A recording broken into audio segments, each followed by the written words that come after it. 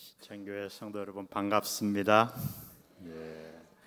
우리 박 목사님 부산에서 오셨는데 교회가 굉장히 짧은 기간에 소문이 좋으네요. 잘 부흥하고 있고 또 목사님이 굉장히 열정적으로 목회를 하시는 포부를 제가 읽을 수 있었어요. 앞으로 하나님께서 우리 박 목사님 이곳에 보내셨는데 성도 여러분과 합해서 이곳에 하나님이 기뻐하시는 또 잃어버린 영혼을 구원하고 구원받은 성도들이 하나님의 사역자가 되는 놀라운 교회 이루시기를 간절히 바랍니다. 우리 한번 기도하고 말씀 듣겠습니다. 하나님 아버지, 우리를 이곳까지 부르신 분이 하나님이신 줄 믿습니다. 성령 하나님, 모이신 분들 일일이 마음 만져주시고 말씀하여 주옵소서. 주님 사랑하는 마음으로 하나님이 나에게 허락한 예물 청지기의 마음으로 드렸사오니 드린 사정 아시는 주님, 그 손길을 친히 축복하여 주옵소서. 오늘 이 시간을 주 앞에 올려드리오며 예수님 이름으로 기도합니다. 어느 날 신학교 강의실에서 한 학생이 던진 질문이 제 마음에 오래 남아 있었습니다. 그 질문은 다름이 아니라 그날 학생은 아주 유명한 교수님이었는데 제 은사님께 이런 질문을 했어요. 교수님 생각에는 예수님께서 이 땅에 3년 동안 계시는 동안 제자들에게 가장 가르치시려고 애쓰셨던 것이 무엇이라고 생각합니까? 책을 10권 이상 쓰신 그 교수님인데 한참을 강단을 왔다 갔다 하시더니 내가 좀 더 생각해보고 가르쳐 주겠노라. 여러 가지가 생각이 나는데 그 중에 한 가지가 뭘지 우리 같이 한번 고민해 보자고. 미국의 교수님들, 유명한 학자들 보면 참 솔직해요. 모른다 소리를 참 많이 해요. 저는 전도사 때는 다 알았어요. 모른다 소리를 해본 기억이 없는데 저도 이제 성경을 10년 동안 미국 가서 유학하고 나서 우리 성도들이 다 알 거예요. 제가 모른다 소리를 참 많이 합니다. 그 질문이 제 마음 안에 계속 남아 있었어요. 이제 목회를 오랫동안 하고 제가 복음서를 많이 읽으면서 한 가지가 제 마음 안에 들어왔어요. 예수님이 공생의 기간 동안 제자들에게 가장 가르치시려고 애썼던 것은 다름 아니라 제자들의 믿음의 성장이었다고 하는 거예요. 제자들의 믿음을 어떻게 하면 성장시킬 수 있을까? 여러분 한번 복음서를 보세요. 예수님은 제자들의 우둔함을 꾸짖지 않았어요. 재능의 부족도 탓하지 않으셨어요. 우리가 아는 대로 잡히시기 전날 밤 함께 기도하지 못했던 게으름도 탓하지 않았어요. 그러나 우리가 아는 대로 제자들의 믿음이 부족했을 때 예수님은 혹독하리만큼 제자들을 책망하셨지요. 갈릴리 호수에 함께 예수님과 배를 타고 나갔고 예수님은 주무셨어요. 풍랑이 찾아왔고 제자들은 무서워서 주무시는 예수님을 깨웠습니다. 점잖게 깨우지 않았겠지요. 소리를 질렀을 거예요. 우리가 다 죽게 됐는데 어떻게 잠만 주무십니까? 그때 예수님께서 일어나셔서 바다를 잔잔케 하신 이후에 너희가 어찌하여 무서워하느냐 믿음이 없는 자들아. 도대체 너희의 믿음이 어디 있단 말이냐. 예수님은 제자들을 책망하셨습니다. 한 신학자는 오늘 한국교회, 현대교회의 문제점을 이렇게 지적했어요. 오늘 한국교회의 가장 치명적인 문제는 교회 안에 불신자가 너무 많은 것이다. 구원받지 못한 자가 많다는 얘기가 아니었어요. 구원은 받았지만 믿음의 삶을 살지 못하는 교인들을 향한 책망의 말이었어요. 하나님의 자녀는 되었지만 하루하루를 하나님과 아무런 상관없이 사는 자들, 영원히 살 것은 믿지만 오늘 하루 24시간을 하나님께 맡기지 못하는 자들이 교회 안에 너무 많다는 말이에요. 우리 오늘 여기에 모인 모든 분들은 다 믿음이 성장하기를 원하는 줄 믿습니다. 저도 그래요. 우리 성도들은 목사 그러면 믿음이 대단한 줄 알지만 사실 저 안 그렇거든요. 전 좀 솔직하게 다 얘기하는 편이에요. 감기 걸려서 막 콧물이 이렇게 흐르다가 주님 낫게 해주세요 설교해야 되는데 딱 콧물이 거쳐요. 그러면 믿음으로 하나님이 고쳐주셨다 이러면 되는데 그 마음이 들었다가도 때가 돼서 난 거 아닌가? 강사가 이래갖고 어떻게 설교하죠? 근데 우리 교인들 이런 얘기해도 다 받아요. 저도 제 소원이 있다면 제 믿음이 자라는 거예요. 정말 하나님이 나를 보기만 해도 너무 기뻐하시는 믿음으로 성장하고 싶어요. 우리 모두의 소원인 줄 믿습니다. 여러분, 그러면 우리의 믿음은 도대체 어떻게 성장할 수 있을까요? 오늘 우리가 읽은 이 본문은 너무나 유명한 본문이죠. 소위 별명이 붙은 성경의 믿음장이죠. 하나님은 이 믿음장의 전반부를 통해 오늘 세 사람의 삶을 우리에게 요약해 주고 있어요.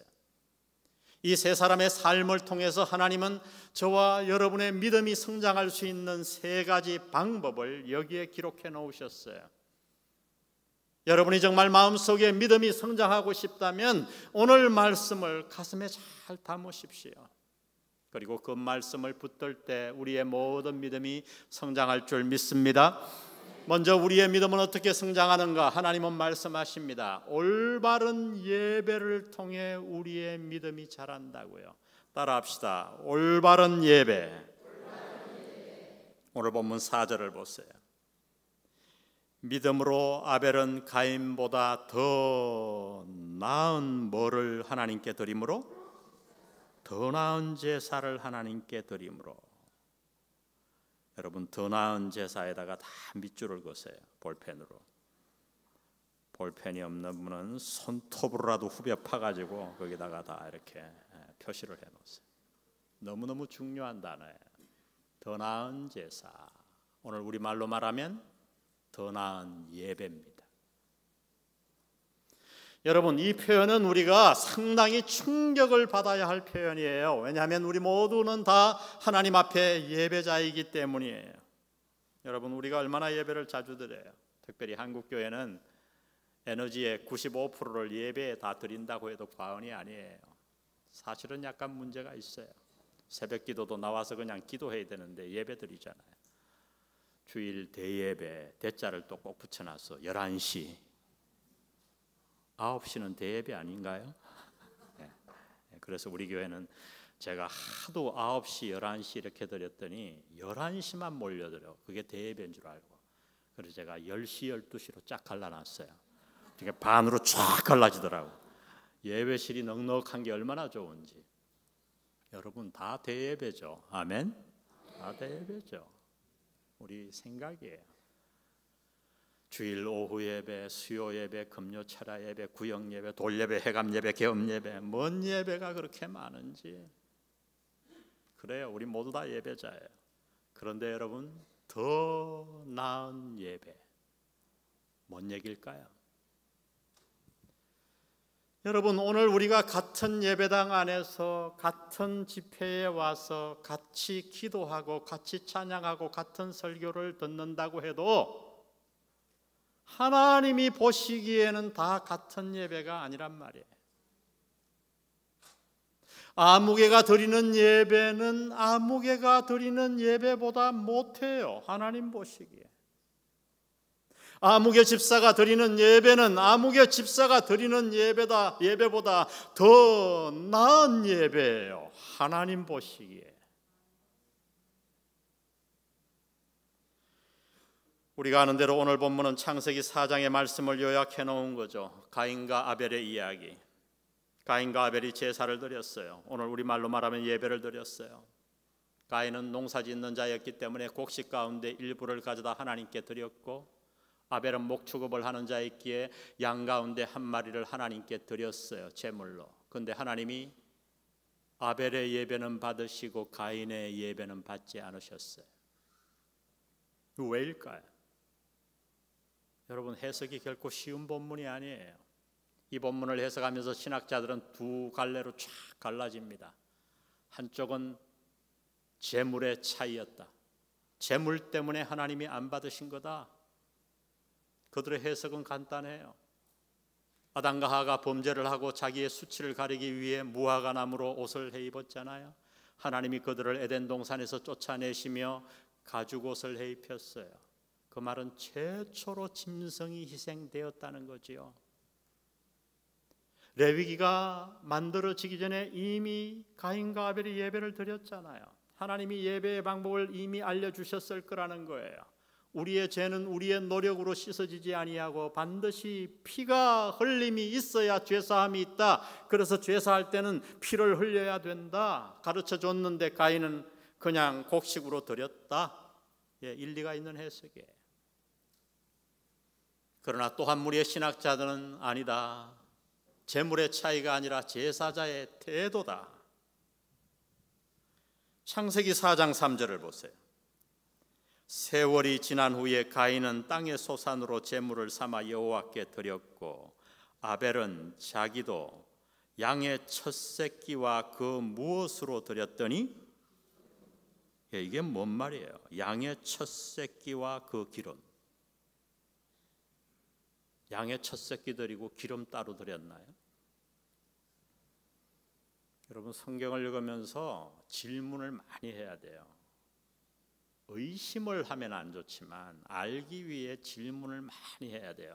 우리 한국 교회들 참 목회자 입장에서 너무 감사한 게 거의 질문을 안 한다는 거지. 얼마나 감사한지 몰라. 이 성경 공부를 해보면요, 제일 재미없는 그룹들이 이제 목회자. 제가 이 목사님들 성경 공부를 참 오랫동안 많이 가르쳤는데요, 설교학을 가르쳤는데 그 다음 재미없는 그룹들이 장로 권사. 이 오래 믿은 자들은 재미가 없어요. 제일 재미있는 그룹이 초신자, 생짜배. 제가 어느 날 이 본문을 가지고 이제 초신자들 대상으로 가르치면서 양의 첫 새끼와 그 기름이 뭡니까? 그랬더니 한 사람이 손을 탁 들더라고. 뭡니까? 아, 목사님 알 것 같습니다. 이거 양튀김입니다. 양튀김. 네, 치킨 통닭을 워낙 좀 많이 먹은 것 같아요. 이 뭘 말일까요? 양의 첫 새끼와 그 기름. 이거는 히브리어를 지극해 놓은 건데 사실 의역하면 양 가운데 가장 살찐 놈으로 드렸다는 거예요. 그래서 NIV 성경은 The fairest one 그렇게 번역을 했어요. 가장 살찐 것으로. 그렇게 드렸더니 다시 보세요. 4절 띄워주세요. 여호와께서 무엇과 그 제물은 연락하셨으나 아벨과. 아벨의 제물을 연락하시기 전에 먼저 누구를 연락하셨어요? 아벨을. 5절 무엇과 그 제물은 연락하지 아니하신지라. 가인의 제물을 연락기 하시기 전에 가인을 연락하지 않았어요. 제사자의 태도다. 어느 것이 맞을까요? 제가 볼 땐 둘 다 맞아요. 둘 다 맞아요. 많은 신학자들이 또 이 견해를 견지하고 있어요. 그렇죠. 예배는 우리 마음대로 드리는 것이 아니죠. 예수님도 그래서 영과 진리로 드려야 된다. 이 영이 성령이면은 성령과 진리로, 이 영이 우리의 영이면 정성과 하나님의 진리로. 해석이 어떻게 하든지 여러분이 택하실 수 있어요. 그렇죠. 하나님 앞에 나아갈 때 우리의 노력이 아니고 우리는 예수 그리스도의 보혈의 공로로 하나님 앞에 나아가는 줄 믿습니다. 주님이 아니면 우리가 어떻게 예배를 드릴 수 있겠어요? 그러나 오늘 본문은 사실 제사자의 태도에 대해서 매우 강조하고 있는 거예요. 예배는 어떻게 드려야 되는가? 오늘 하나님은 말합니다. 올바른 예배, 더 나은 예배. 우리의 마음과 온 정성을 다해서 드려야 한다는 거예요. 여러분 한번 오늘 우리의 예배를 솔직하게 돌아보세요. 한국 교회가 예배를 많이 드린다고 말씀드렸지요. 너무 많은 예배가 우리의 예배를 망치고 있을지 몰라요. 습관이 되어버렸으니까요. 저는 그렇게 믿는 목사예요. 그래서 우리 교회는 예배 수를 많이 줄여버렸어요. 제가 대신 예배를 매우 매우 중요하게 생각하고 드립니다. 한 번의 예배라도. 저는 예배에 관해 두 가지 기적이 있다고 믿는 목사예요. 첫 번째 기적 뭐냐? 예배 시간이 어떻게 지각할 수가 있는가? 청와대 대통령하고 면담이 잡혔으면 지각할까? 뭐 사람이니까 매주 드리는 예배니까 지각할 수 있죠. 차가 막히기도 하고 사정이 있을 수 있어요. 그런데 문제는 뭐냐? 두 번째 기적이 일어나는데 뭐냐면 왜 맨날 늦는 사람이 늦느냐는 거야. 내 강대상에 보면 맨날 늦는 사람이 늦어요. 그거 기적 아닌가요, 여러분? 예배 시간에 늦으면 어떻게 되죠? 차 댈 데가 없잖아요. 일단 빙글빙글 돌다가 멀리 대놓으니까 허겁지겁 뛰어와요. 뛰어 앉으니까 뭐 심장이 벌렁벌렁. 이게 뭐 집중이 되나요? 앉아서 뭐 합니까? 주보, 교정 다 봅니다. 지난주 통계 다 내보고. 그래서 이제 숨이 조금 안정이 되려 그러면 이제 목사님 설교가 시작이 돼요. 그럼 이제 졸리죠. 제가 어느 날 서울에서 올라왔다가 내려가는데 KTX 타고 가는데 뒤에 그 두 분이 친구인가 봐요. 근데 각기 다른 교회를 다니는 집사님들이었어요. 오랜만에 만나 막 얘기를 하는데 한 집사님이 자기 교회 목사님 자랑을 많이 하는 거예요. 우리 목사님 끝내준대요. 저도 목사라 막 귀가 뒤로 돌아갔어요. 도대체 뭔 자랑을 저렇게 하나 그랬더니 그 뭐가 끝내주냐 이랬더니 우리 목사님은 너무 설교를 짧게 하셔. 몇 분간 하시는데 보통 15분 하셔. 어떨 땐 기분 좋으면 12분도 하셔. 근데 그 다음 말이 기가 막혔어요. 앉아서 깜빡 졸고 있으면 끝나 있어.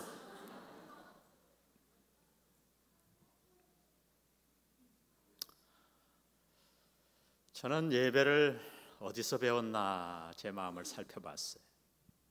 신학교에서 물론 예배학이라는 과목을 한 학기 동안 공부했습니다마는 사실 제 마음에 별로 남아있는 것 없어요. 수많은 학자들의 이론, 책 읽은 게 다였어요. 저는 신학교에서 예배를 배우지 않았더라고요. 나는 예배를 누구에게로 배웠는가? 어머님에게서부터 예배를 배웠어요. 저희 어머님은 공부를 많이 하신 분이 아니에요. 저 시골에서 저는 자랐어요.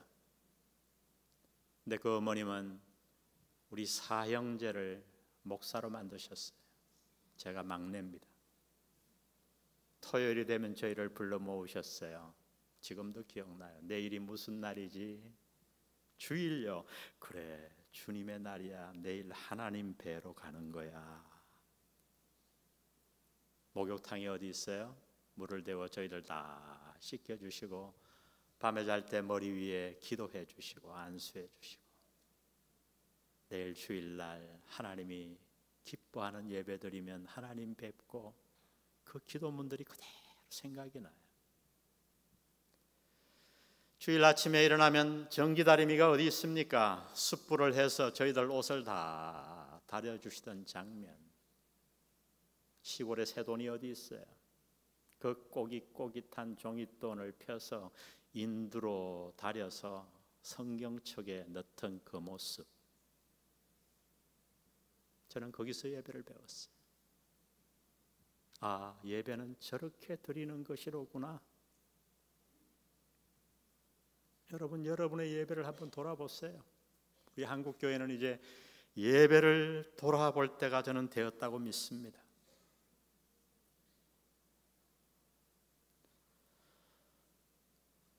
제가 예배에 대해서 많이 가르치는데도 불구하고 자꾸 성도들이 늦어요. 너무너무 늦어요. 그래서 제가 연말이 되어서 하루는 주보를 만들었는데 노란색 주보를 만들으라고 그랬어요. 그래가지고 예배 시간에 넣는 분들에게는 노란색을 나눠줬어요. 그래서 오늘 노란색 주보 받으신 분 그러니까 막 좋다고 막 손을 들더라. 경고입니다. 그 다음 주일날 무슨 색깔 나눠줬을까요? 네, 빨간색. 그 다음 주일이 1월 첫째 주였어요. 아주 추웠어요. 제가 예배당 문을 걸어 잠궜습니다. 복도에 서서 예배드리라고. 여러분, 저 젠틀한 목사예요. 우리 교인들이 다 알아요. 그래도 전 예배는 타협할 수 없겠더라고요. 그날 우리 교회 소문이 나니까 첫 주에 막 등록하려고 사람들이 엄청 많이 왔대요. 그 가운데 어떤 사람들은 화를 내면서 돌아갔대요. 여기 아니면 교회 없나? 예, 교회 많지요. 예배 중간에 들어와도 환영하는 교회 많지요. 여러분, 예배는 함부로 드려서 되는 것이 아니에요. 인류 최초의 살인사건이 무엇으로 말미암았는지 아세요, 여러분? 예배로 말미암았어요. 예배는 잘못 드리면 망하는 거예요. 내 영혼을 망치고 내 인생을 망칠 수도 있어요. 왜요? 그것은 거룩하신 하나님을 경홀히 여기는 죄를 범하는 거니까요. 십계명의 첫째와 둘째를 범하는 거니까요. 여러분, 예배는 그렇게 중요해요. 여러분, 믿음이 성장하기를 원합니까? 여러분의 교회의 예배를 살려내시기를 바랍니다. 장로님들, 권사님들, 집사님들, 새로 오신 목사님과 합하여 예배를 살려냈어요.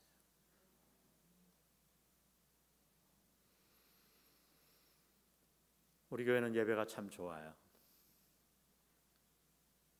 서울에서 여러분이 이름만 댈만 하면 알만한 대형 교회에서 저를 담임으로 결정했어요. 초빙을 했어요. 제가 안 갔어요. 그 청빙위원들이 다 와서 우리 교회 예배드리고 저를 만나 그러더라고요. 목사님 안 오시는 이유를 알겠네요. 우리 교회다 10배는 더 클걸요. 예배가 우리 교회보다 더 좋아요. 우리 교회는 생짜배기들이 많아요. 30년 불교 믿고 뭐 보살 이런 사람들이 막 전도받아 온 사람들. 수평은 거의 없어요. 우리 교회 수평하려면 아주 어려워요. 질시와 모욕을 견뎌야 돼요. 그래야 등록할 수 있어요. 그런데요, 그들이 찬송을 알아요. 뭘 알아요? 근데 앉아서 우는 거예요. 한 외과 의사는요, 딸이 정신적으로 문제 있어서 고치려고 교회 찾아 나왔다가 자기가 우는 거야. 딸은 안 우는데. 왜 눈물이 나는지, 그래도 내가 사회적 체면이 있지 너무 창피해가지고 화장실 가서 10분이나 울었대요. 6개월 만에 구원받고 간정시켰는데요, 영상으로. 세가족 가운데 이렇게 얘기하는 사람이 많대요. 너 내 얘기 니네 목사님한테 했지? 설교가 자기에게 들리는 거예요. 여러분, 제 설교가 제가 부흥회니까 좀 재미있게 하고 이러지, 우리 교회에서는 제가 깊이 강해 설교한단 말이에요. 저는 알죠, 왜 그런지. 성령께서 운행하시는 거예요. 여러분, 여기 목사님도 알지만 똑같은 설교를 탁 해보면요, 1부 다르고 2부 달라요. 우리 교회는 예배당이 2개라서 4개잖아요. 4개가 어쩜 그렇게 다 다를까요? 같은 설교를 해도. 그럼 뭐가 차이 날까요? 모인 예배자들. 거기에 모인 예배자들이 예배를 준비하고 하나님을 사랑하고 일주일 내내 하나님과 동행하다가 나와 예배를 드리면요, 그 예배는 능력이 있어요. 성령께서 막 움직이세요. 터치하세요. 오늘 우리 한국 교회는 너무 많은 예배에 매너리즘에 빠져버렸어요. 오늘 이 신청교회 예배를 살리는 여러분 되시기를 주의 이름으로 축복합니다. 축복합니다. 두 번째, 우리의 예배는 어떻게 살아나는가? 첫 번째, 우리 다 같이 올바른 예배. 두 번째, 하나님이 가르쳐 주시는 것은 올바른 삶입니다. 다 같이 올바른 삶. 우리 5절, 오늘 본문 5절을 한번 다 같이 액정에 띄워졌죠? 한번 5절을 읽어봅니다. 시작.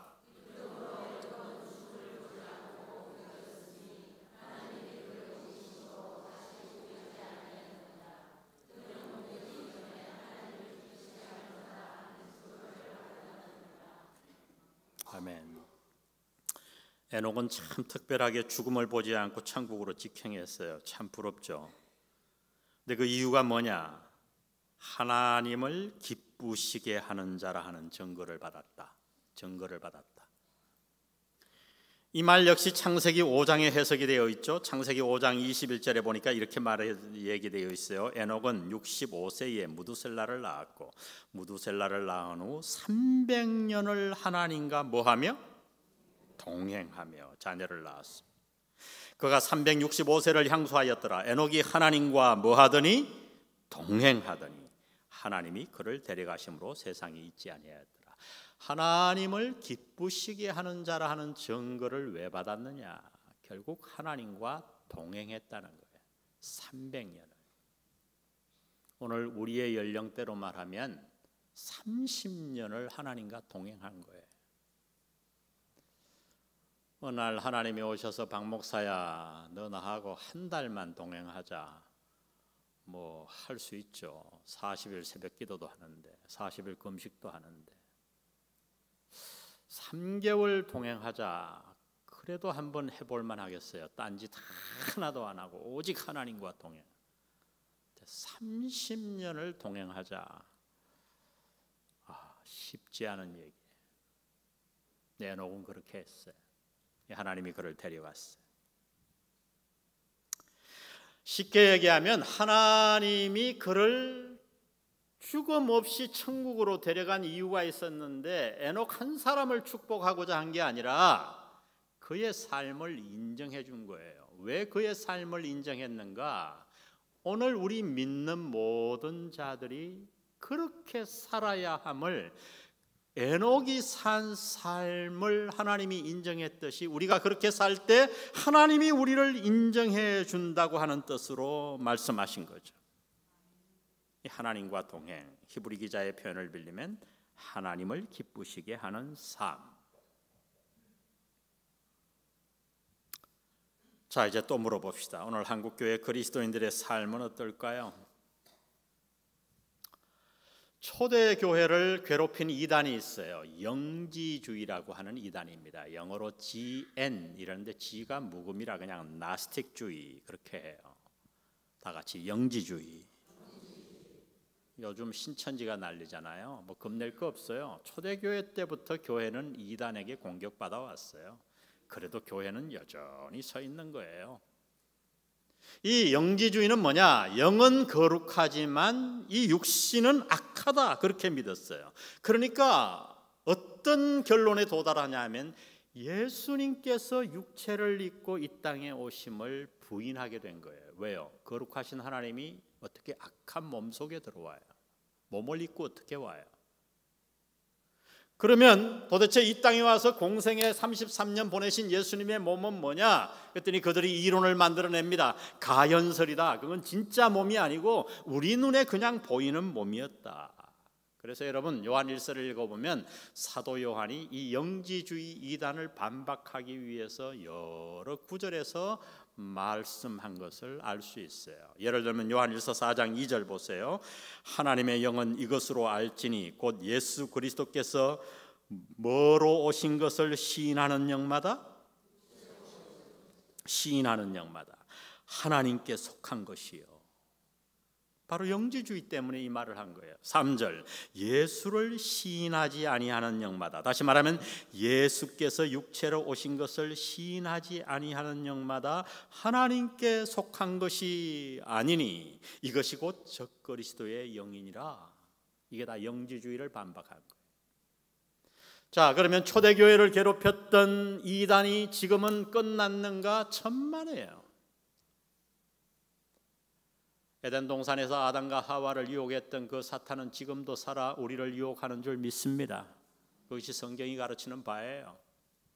영지주의 이단은 끝나지 않았어요. 초대교회를 괴롭힌 영지주의는 오늘 한국교회 안에도 자세히 보면 이미 들어와 있어요. 어떤 모습으로 들어와 있는가?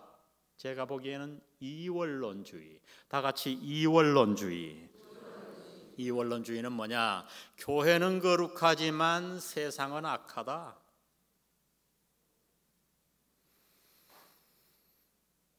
제가 3대 목사입니다. 우리 교회가 한 55년 이렇게 됐는데 3대 목사인데 꽤 역사가 있는 교회죠. 목회하러 이제 왔더니 성도들이 조금 예배는 많이 드리는데 좀 이상한 게 있어요. 그래서 관찰을 해보는데 하루는 한 집사님이 상담 요청을 왔어요. 여집사님이. 그래서 제가 약속을 하고 제 방에 이렇게 들어오셨어요. 적견실에. 근데 이분이 이따만한 아주 진한 선글라스를 끼고 오셨어요. 그 얘기를 하는데 눈동자가 안 보이니까 답답하잖아요. 그래서 제가 집사님 웬만하면 그 선글라스 좀 벗으시죠. 여기 햇빛도 없는데. 머뭇머뭇하면서 이걸 탁 벗는 거예요. 벗는데 보니까 여기가 시퍼래요. 저도 뭐 목회 1, 2년 한 것도 아니고 한 따까리 했구나. 그 집사님 왜 그러셨어요? 그랬더니 막 우는 거예요. 그래서 제가 크리넥스 통을 드렸죠. 그랬더니 목사님 제가 이렇게 주를 위해 핍박받아도 되는 거예요. 그리고 막 울어요. 얘기를 해보라 그랬더니 얘기인즉슨 이 여집사님이 아주 좋아하는 부흥사가 대구에 부흥회를 오셨는데 그 대구까지 부흥회를 다니니까 꽤 오래전이거든요. 그 도로도 뭐 저 그렇고 왔다 갔다 하려니 시간이 많이 걸리잖아요. 그때는 또 오전 집회, 저녁 집회 뭐 다 있잖아요. 저녁 집회 마치고 보니까 밤 12시인 거 아닙니까? 12시도 막 넘고 이러니까 저녁도 못 해주고. 근데 그 남편은 교회를 자주 나오는 분이 아니에요. 그냥 절기 때 문안 인사 오는 정도. 그러나 자기 이제 부인이 교회 나가는 것은 뭐 말리지 않았어요. 용납을 하고. 그러다 보니까 이제 시비가 붙은 거예요. 쉽게 말해서 내가 너 교회 마음대로 나가게 해줬지만 밥은 해줘야 될 거 아니냐. 아니 밥을 내가 항상 안 해줬냐. 지금은 특별한 때 아니가. 뭐 막 말을 주고받다가 부흥회 때 은혜는 받았겠다. 남편 보고 사탄아 물러가라. 딱. 이 남편이 교회는 자주 안 나와도 사탄이 얼마나 나쁜 건 알잖아요. 그러니까 때린 거예요. 그래갖고 지금 주를 위해 핍박받았다고 지금 와서 울고 있는 거예요. 내가 이 집사님을 어떻게 위로하나. 제가 이래봬도 사람을 참 잘 위로합니다. 그렇게 생겼죠. 네. 제가 그랬어요. 집사님 남편 그만하면 참 훌륭합니다. 예? 집사님 저 같으면 양눈 다 때렸을 겁니다. 도대체 어디다 대고 사탄이냐고. 제가 그러고 깨닫는 게 있어서 한동안 암행어사 신방을 실시했어요. 그 암행어사 신방이 뭐냐? 우리 교회 부목사님 한 명 딱 데리고 교회 봉사 열심히 하는 여집사님 집을 갑자기 쳐들어가서 예배를 드리는 게 아니고 냉장고 문 열어보고 화장실 열어보고 애들 내복 뒤져보고. 그래서 그 암행어사 신방에 걸리면 제가 6개월 교회 봉사 정지시켰어요. 참 독한 목사죠. 제가 그렇게 했어요.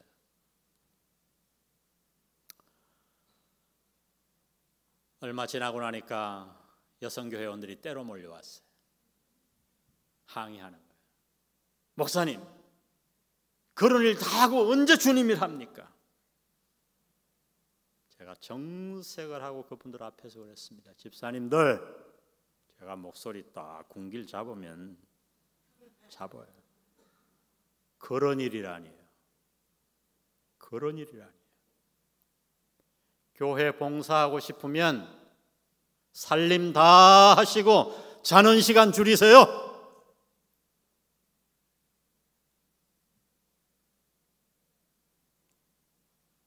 여러분, 그러고 제가 성도들을 가르쳤어요. 사실 여러분 가만 생각해 보세요. 교회 봉사가 어려워요? 살림이 어려워요? 살림이 어려워요. 저는 여자분들 정말 존경합니다. 제가 종종 우리 집사람 설거지 해주는 이유가 아침 먹고 설거지, 점심 먹고 설거지, 저녁 먹고 설거지. 그 일을 어떻게 하나 모르겠어요. 여러분 교회 봉사 힘들다 그래도 막 하면은 목사님이 칭찬해 주죠. 여기 성가대 또 하면 또 다 바라보잖아요. 여기 예배 앉아 있으면 막 드럼 쳐주지, 노래방 뭐 가서 뭐 노래하듯이 막 신나잖아요. 찬양을 하니까 딱 영적으로 업되잖아요. 살림이 힘들어요. 그래도 여러분 우리는 이 일을 해야 합니다. 마태복음 5장 15절 보세요. 예수님이 이렇게 말씀하셨어요. 사람이 등불을 켜서 말 아래 두지 아니하고 어디 아래 두지 아니하고 말 아래 두지 아니하고 등경 위에 두나니 이러므로 집안 모든 사람에게 비치느니라. 이 말이 뭘까요? 저는 중학교 1학년 때 이걸 읽고 참 예수님 너무 당연한 말씀하신다. 사람이 등불을 켜서 말 배 밑에 놓으면 말이 뜨거워 뛰지. 신학교 졸업하고도 몰랐어요. 제가 유학 가서 헬라어로 이 본문을 읽다가 말이 뭔지 알았어요. 조금 안타까운 번역이에요. 이거는 말박, 그렇게 번역해야 돼요. 말박이 어려우면 대박이 어려우면 빠게스. 여러분 빠게스를 거꾸로 놓고 등불을 딱 켜면 어떻게 되죠? 빠게스 안은 환하고 밖은 깜깜해요. 시간이 지나며 산소가 모자라 그 등불은 죽어요. 사람이 등불을 켜서 말박 아래 두지 아니하고 등경 위에 두나니 너희는 세상의 빛이라. 하나님이 교회를 왜 만드셨고 우리를 왜 구원하셨는가? 이 교회 안에서만 빛을 환하게 비추라고요? 아니요. 하나님이 교회를 만드신 이유는 우리가 공적인 예배를 드리고 은혜를 받는 이유는, 능력을 받는 이유는 여기서만 환하게 비추라는 게 아니에요. 밖에 나가 깜깜한 세상을 비추게 함인 줄 믿습니다. 저는요, 예수 믿은 지 10년 지났는데 반찬을 잘 못하는 여자는 집사 자격이 없다고 생각합니다. 전 그렇게 믿는 목사예요. 하여튼 뭐 이게 성경적인지 모르겠지만 난 하여튼 그렇게 믿어요. 그게 말이 됩니까, 여러분? 정성을 다해서 반찬을 만들어 보세요. 요리를 연구해 보세요. 살림을 그렇게 해야 된다고요. 저는 예수 믿은 지 10년 지나서 교회 안에서 믿음이 있다 하고 요리를 못하고 살림을 못하는 여자들은 저는 인정하지 않습니다. 교회 중요 직분에 제가 세우지도 않아요. 우리 교회 다 살림 잘해요. 아멘? 예. 그래요. 어렵죠. 나이 40 중반이 돼서 돌아온 한 형제가 있었어요. 어머님 권사님이셨대요. 자기가 20살 될 때 교회에 떠나서 25년 만에 돌아왔다 그러더라고요. 이 얘기를 하는 거예요.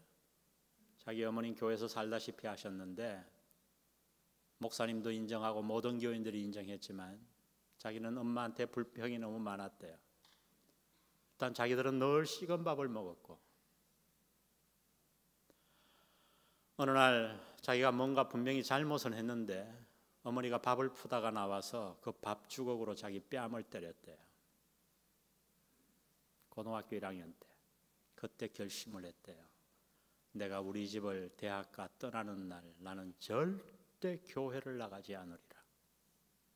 25년 동안 떠나 있었어요.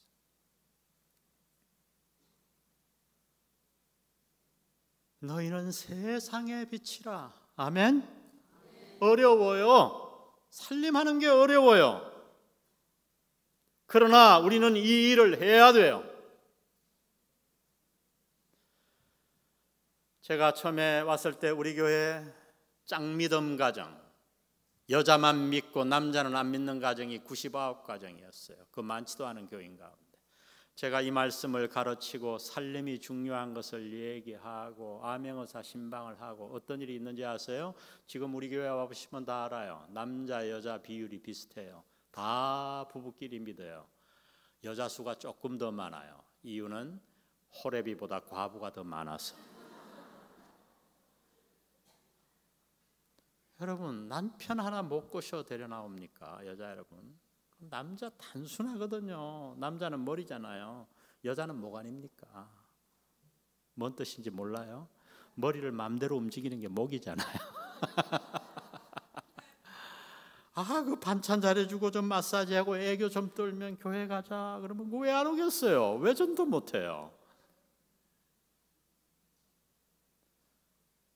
여집사님, 여성도는 여러분 살림에 최선을 다하시기를 주의 이름으로 축복합니다.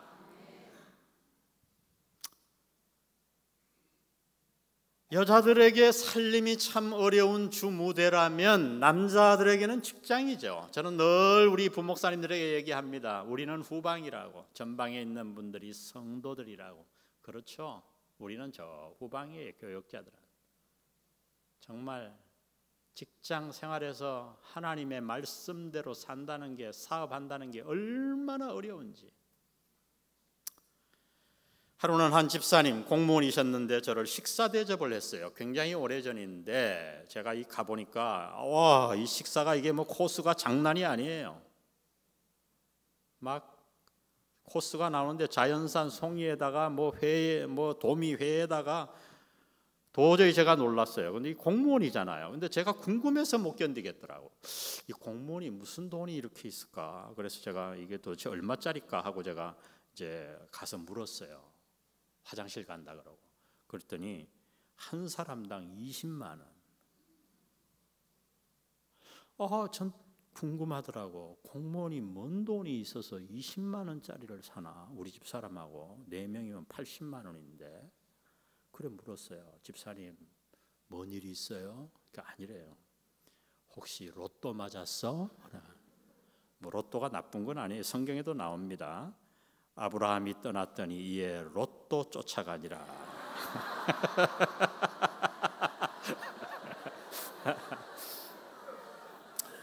저는 뭐 로또 평생에 한번 사본 적이 없어요. 아니래요. 궁금하면 저는 못 참는다니까요. 도대체 계속 물었더니 이 집사님이 뭐냐면 꽤 오래전 얘기인데 꽤 큰 액수의 뇌물을 받았어요.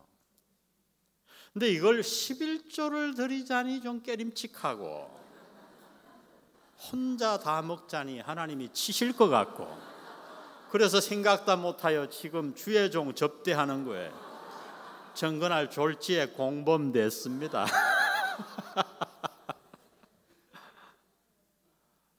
참 직장생활 어렵죠. 말씀대로 사업 정직하게 하는 건 너무너무 어렵죠. 그래도 여러분 우리는 이 일을 해야 돼요. 아멘? 해내야 돼요. 내가 손해를 입어도 내 사업이 남보다 그렇게 커지지 않는다 하더라도 우리는 이 일을 해내야 돼요. 그래야 하나님이 기뻐하시고 하나님이 그 삶을 인정하시니까요. 우리 한국교회가 새벽기도 참 많이 나왔지만 참 재미있는 얘기 있잖아요. 새벽기도 열심히 기도하고 돌아가다가 남의 밭에 가서 호박 따다가 된장 끓여 먹고 여러분 이사야 1장 집에 가서 읽어보세요. 놀라운 말씀이 있어요. 거기서 하나님이 막 외치십니다. 얘들아 제발 헌금 좀 하지 마. 나 안 받을 거야. 찬양 부르지 마. 나 안 들을 거야. 아니 아예 예배 시간에 오지를 마라. 너희가 내 성전 마당만 더럽힐 뿐이야. 그 이유를 뭐라고 그러십니까? 이사야 1장 13절 보세요. 헛된 재물을 다시 가져오지 말라. 분향은 나의 가정이 여기는 바요. 월삭과 안식일과 대회로 모이는 것도 그러하니 성회와 아울러 무엇을 행하는 것을? 악을 행하는 것을 내가 견디지 못하겠노라.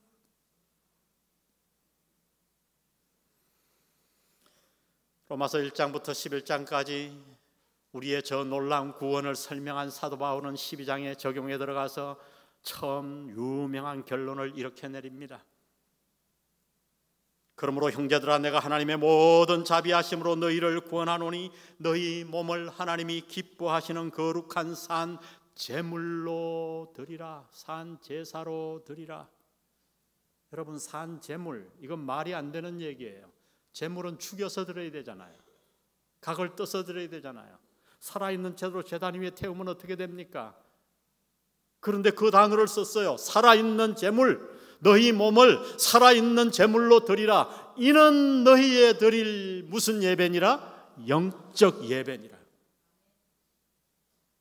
여러분, 이 몸을 산제물로 드리는 게 얼마나 어려워요. 제단 위에. 왜 우리 몸을 산제물로 드리라는 거예요? 우리가 몸으로 살잖아요. 몸으로 말하고, 몸으로 째려보고, 몸으로 선행을 행하고, 몸으로 폭행을 강하고. 이 몸을 하나님이 기뻐하시는 산제물로 드리래요. 근데 이 일이 얼마나 어려우면 살아있는 제물로 드리라. 여러분, 어려워도 한국교회 우리는 이 일을 해내야 할 줄로 믿습니다. 여러분,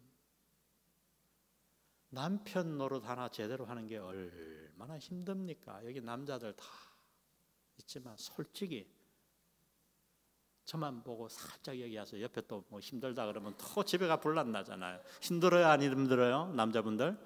예, 다 신호를 주시네요. 저도 여기 없으니 말이죠. 그 여자 하나 비 맞추기만 말하지 맙시다. 어려워요. 아내 노릇 제대로 하는 거 어려워요. 저는 설교 준비를 목사님도 참 20시간 이상 한다는 보고 제가 많이 은혜를 받는데 저도 참 말씀 준비를 많이 해요.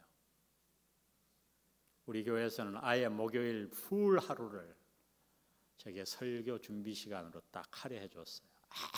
아무것도 하지 않게. 또 제 오전 시간에는 아무도 저에게 연락을 안 해요. 직원도 저를 찾지도 않아요. 아침부터 12시까지는 기도하고 말씀 보고 설교 준비하고, 금요일 저녁 오후 5시에 저는 설교 원고를 교회에다 딱 넘깁니다. 10몇 년 동안 한 번도 어긴 적이 없어요.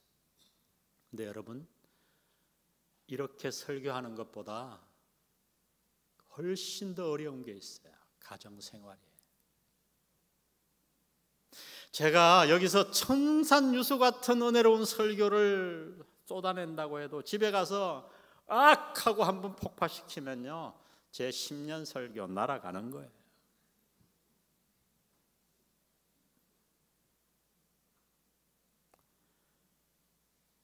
여러분의 삶이 하나님이 받으시는 삶 되시기를 주의 이름으로 축복합니다. 너희 몸을 거룩한 산 제물로 드리라. 이는 너희의 드릴 영적 예배니라. 그러면 도대체 우리의 몸을 어떻게 산 제물로 드리는가? 방법을 로마서 12장 2절에서 이렇게 말씀하셨어요. 우리 다 같이 한번 읽어봅니다. 시작. 너희는 이 세대를 본받지 말고 오직 마음을 새롭게 함으로 변화를 받아 하나님의 선하시고 기뻐하시고 온전하신 뜻이 무엇인지 분별하도록 하라. 제가 이 구절을 아마 액정 준비를 안 한 것 같아요. 너희는 이 세대를 본받지 말고, 이거는 매주를 상상하면 돼요. 세상의 잘못된 철학에 너희를 구겨 넣지 마라.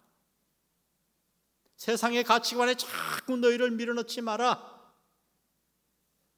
오히려 어떻게 해야 되는가? 마음을 새롭게 함으로 변화를 받아. 현재형이에요. 그러니까 하루만 변화받는 게 아니라 매일 변화받는 거예요. 아멘. 저희 아버님이 성격이 나타나셨어요. 너무 좋은 분인데 화가 나면 무서운 분이셨어요. 욱하는 성격이 있어요. 제가 아버님 성격을 그대로 닮았어요. 저도 이렇게 순해 보이지만 화가 나면 세상과 나는 간 곳 없고 뭐 제가 결혼해서 한 번도 우리 집사람에게 폭행을 가한 적은 없지만은 제 목소리 아시잖아요. 여보! 하고 딱 이렇게 하면 우리 집사람 또 간이 약하거든요. 버들버들 이렇게 떨었어요. 제가 이 안에 뭔가가 있는 걸 보고 내가 결혼을 할까 말까 망설였다고요. 아버지를 그대로 이어받았으니까, 어머니 고생하는 걸 봤으니까. 이것 갖고 얼마나 기도했나 몰라요. 눈물로. 아내한테 큰 소리 한번 치고 나서 눈물로 통회하고 하나님 변화시켜 달라고 계속. 근데 지금은 어떻게 하는지 아세요? 우리 집 사람이 소리를 지르면 제가 놀랍니다. 우리는 변할 수 있을 줄 믿습니다. 변화를 받아 마음을 새롭게 함으로 날마다 변화를 받아. 이게 산제물로 드리는 거예요. 신앙생활이 이거예요. 예배드리고 깨닫고 다시 일어서고 내가 조금 더 좋은 남편 돼야지, 좋은 엄마 아빠 돼야지, 좋은 자녀 돼야지, 좋은 직장인 돼야지, 깨끗하게 살아야지, 거짓말하지 말아야지, 하나님이 기뻐하시는 삶으로 예배를 드리는 거예요. 그럴 때 우리의 믿음은 자라나는 줄 믿습니다. 여러분, 그런 가정을 한번 생각해 보세요. 얼마나 행복해요. 얼마나 행복해요. 아내가 열심히 반찬을 만들고 그 인간은 돌아와서 TV 보다가 그냥 밥만 먹고 가는 게 아니라 밥할 때 와서 왔다 갔다 하면서 아이고 여보 힘들지 말이라도. 여러분, 여자 다루기 간단해요. 맛있다 맛없어도 그러면요 죽을 똥 살 똥 모르고 한다고.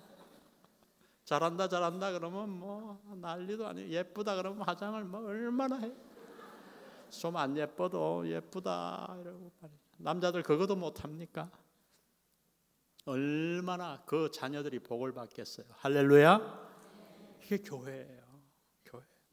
서로 사랑해주고 칭찬해주고 잘못했으면 용서했다 그러고. 저는 우리 자녀들에게도 제가 용서를 몇 번 빌었어요. 야단칠 때 안 울던 애가 제가 사과하니까 펑펑 울더라고요. 제가 오해해서 잘못 야단쳤거든요. 미안하다 어릴 때인데도 펑펑 울더라고요. 저하고 관계가 얼마나 좋아졌는지 몰라요. 우린 그런 가정 만들 수 있을 줄 믿습니다. 마태복음 5장 15절 다시 한번 봅시다.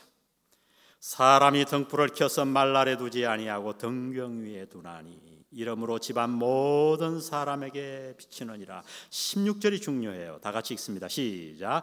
이같이 너희 빛을 사람 앞에 비치게 하여 저희로 너희 착한 행실을 보고 하늘에 계신 너희 아버지께 영광을 돌리게 하라.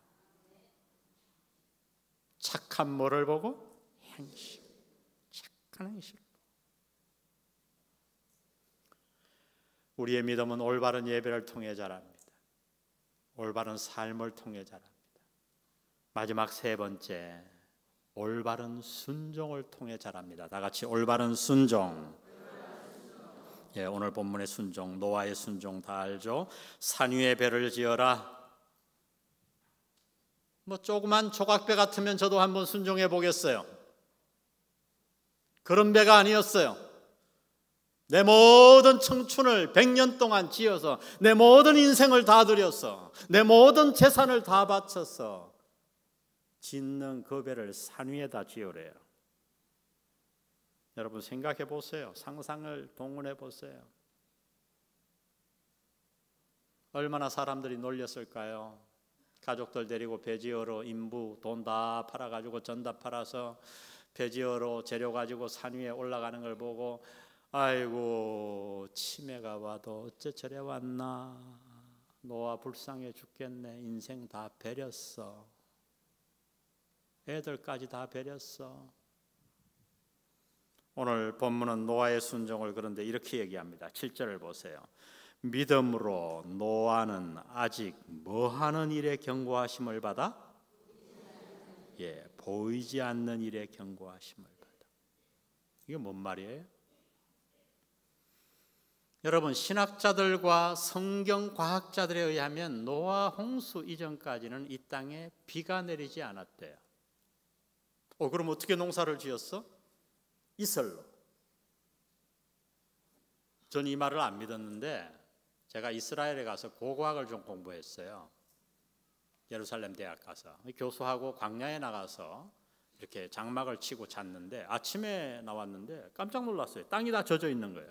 그래서 교수님 비 왔네요. 이 광야에 비 안 온다더니 건기에는. 그러니까 비가 아니래요. 뭐냐 그랬더니 이슬이래요. 땅이 다 젖어 있어요. 그러니까 풀이 사는 거예요. 노아 시대 때까지는 비가 없었다는 거지요. 이슬이 내렸고 습도가 아주 알맞았고 물이 잘 솟아나와서 농작이 됐다는 거지요. 우리는 지금 매미 태풍도 알고 홍수도 알고 우리나라 기후가 이상해져서 한꺼번에 막 한 시간에 500mm가 쏟아지고 이러니까 하나님이 내가 홍수를 내려서 산을 다 잠기게 할 테니까 산 위에 배를 지어라 그러면 이해가 되잖아요. 근데 노아는 아직 보이지 않는 일에 경고하심을 받아 방주를 예비하여 그 집을 구원하였으니 이로 말미암아 세상을 정죄하고 믿음을 좇는 의의 후사가 되었느니라. 할렐루야. 순종해. 하나님의 말씀을 믿은 거지요. 받은 거지요. 홍수를 보지 못했고 비도 못 봤지만은 하나님이 물을 쏟아부어서 이 땅을 다 잠기겠다고 하니까 그것을 믿었어요. 그래서 그는 그것으로 이 땅에 믿지 않는 자들을 다 정죄하고 믿음의 후사가 된 거예요. 우리 모두 그러한 믿음의 후사가 되기를 주의 이름으로 축복합니다. 지식적으로 맞지 않아요. 논리적으로 맞지 않아요. 경험적으로 볼 때도 말도 되지 않아요. 제가 목사님께 말씀드렸는데 저는 헌금 설교 안 해요. 부흥회 와도 안 해요. 해달라 그래도 안 해요. 근데 우리 교회는요, 대한민국에서 1인당 헌금률이 가장 높아요. 헌신도가. 저희 교회는 좀 독특한 교회가 돼버렸어요. 이제는. 11조 거의 다 합니다. 초신자들도 다 합니다. 저는 목회하면서 가장 불쌍한 성도가 11조를 못 믿는 성도들. 11조는 구약 거야. 여러분 헛소리 하지 말라 그러세요. 구약의 성도들이 몇 분에 몇을 드렸는지 아세요? 제가 계산해 보니까 10에 2.3조를 드렸어요. 율법 아래 있는 사람들이 그렇게 드린다면 오늘 구원받은 우리가 얼마나 많이 드려야 돼요? 기쁨으로. 생각을 해보세요. 논리적으로 말이 되나요? 지금 세금도 자꾸 높아지는데 이거 다 가지고도 못 사는데 어떻게 하나님 앞에 또 10분의 1을 드려? 여러분 지식적으로 논리적으로 말이 되지 않아요. 근데 성경에 보면 이 말이 되지 않는 얘기를 하나님이 우리에게 강요하세요. 왜요? 우리를 복주시기 위해. 할렐루야. 간정들이 많죠. 간정들이 많죠.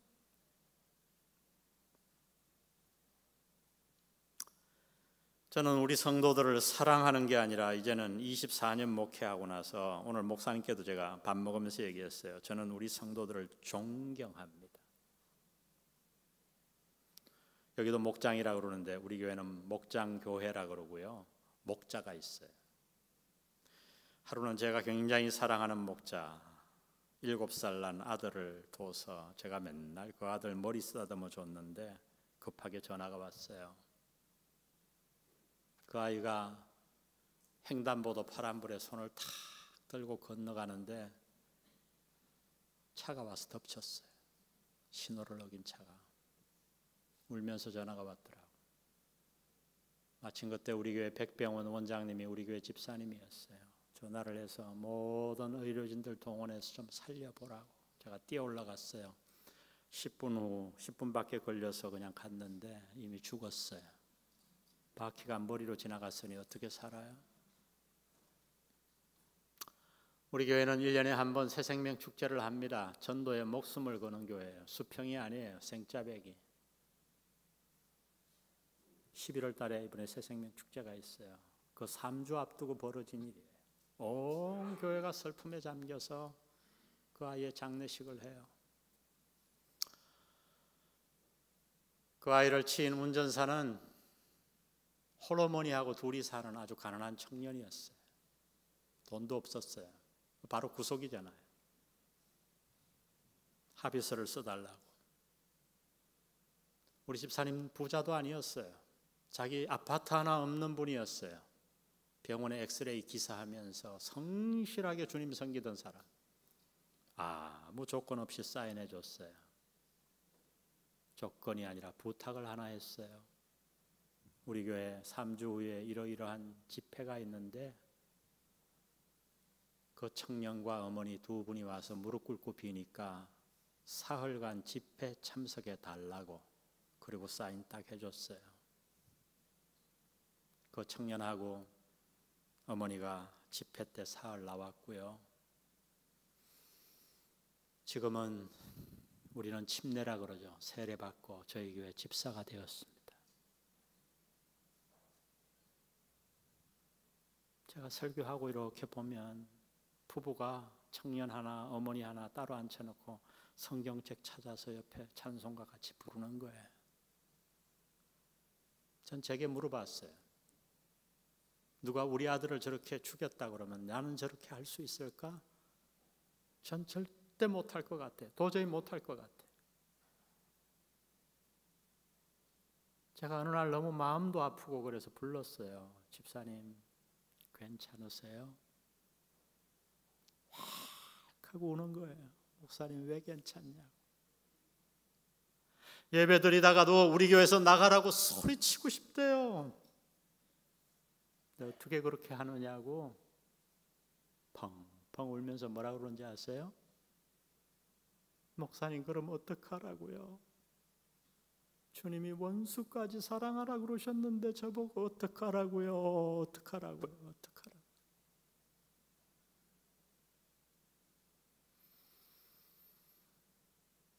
순종이에요. 아멘. 순종이에요.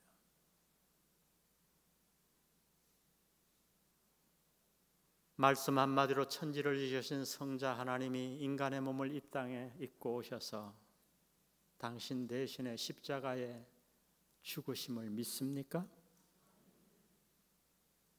그분을 믿음으로 우리가 구원받아 모든 죄 사함받고 하나님의 자녀된 것을 믿습니까?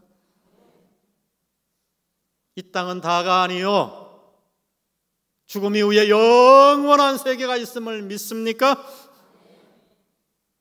그러면 우리가 순종 못할 이유가 뭐 있어요? 뭘 그렇게 잽니까 여러분?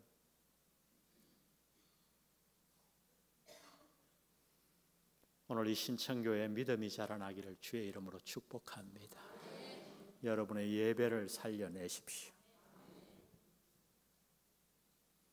서로 격려해서 가정에서 실패해도 또 변화받아 하나님이 인정하는 삶의 주인공이 되십시오.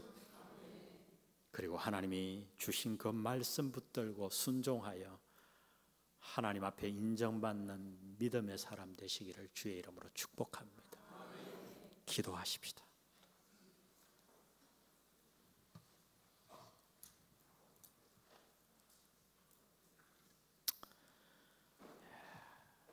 우리 좀 조용히 한 2, 3분간, 4, 5분간 좀 기도했으면 좋겠어요.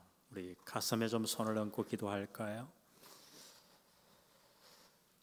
오늘 우리는 하나님 앞에 말씀을 들었습니다. 우리의 믿음이 어떻게 성장하는가 주께서 말씀하셨어요. 오늘 여러분 안에 무엇이 부족한 것, 성령께서 가르쳐 주신 것 있습니까? 그것이 예배이건 삶이건 순종이건 그 말씀 붙드십시오. 그리고 우리 하나님께 한번 이 밤에 간구하십시다. 하나님, 나의 믿음 약함을 긍휼히 불쌍히 여겨 주시옵소서. 오늘 이 집회를 통해 오늘 이 밤에 제가 믿음이 성장하기를 원합니다. 성령 하나님 찾아오셔서 안수해 주시고 주님, 제가 변화받기를 원합니다. 이대로 내 인생 끝내고 싶지 않습니다. 나는 할 수 없지만 하나님은 하실 수 있는 줄 믿습니다. 저를 변화시켜 주시옵소서. 하나님 아버지, 오늘 이 밤에 가르쳐 주시고 지적해 주시면, 책망해 주시면 제가 교정하겠습니다. 하나님, 저를 긍휼히 여기시고 도와주시옵소서. 우리 함께 기도로 나아갑니다. 기도하겠습니다. 하나님 아버지, 오늘 이 말씀 붙들고 기도합니다. 사랑하는 신천교회 성도들이 오늘 이 말씀 붙들고 하나님 앞에 나아가오니, 오 아버지 하나님, 주께서 역사하셔서 오늘 우리의 드리는 예배마다 하나님이 기뻐 받으시는 아벨의 예배가 되게 도와주옵소서. 우리의 예배가 가인의 예배가 될까 두렵사오니 하나님께서 도와주시고, 아버지 하나님, 신천교회 앞으로 드리는 모든 예배마다 하나님이 인정하시고 받으시는 가인의 예배가 아닌 아벨의 예배가 될 수 있도록 하나님께서 도와주시기를 원합니다. 하나님 아버지, 도와주시옵소서. 삶을 받으시는 주여, 아버지 하나님, 에녹의 삶을 하나님이 인정하시고 그가 하나님과 동행함으로 하나님이 기뻐하시는 삶이라고 가르쳐 주셨사오니, 주여, 우리가 가정생활에서 직장생활에서 하나님의 말씀대로 살아내는 우리의 몸을 산 제물로 하나님 앞에 드리는 올바른 영적 예배를 드리는 우리 모두가 되게 하나님께서 이 밤에 도와주시기를 원합니다. 저들에게 역사하여 주시옵소서. 노아와 같이 순종할 때에 아버지 하나님 말씀을 믿고 그대로 받게 하시고 주 앞에 나아가는 놀라운 자들이 다 될 수 있도록 하나님 도와주시고 은혜를 베풀어 주시옵소서. 성령께서 역사하여 주시옵소서.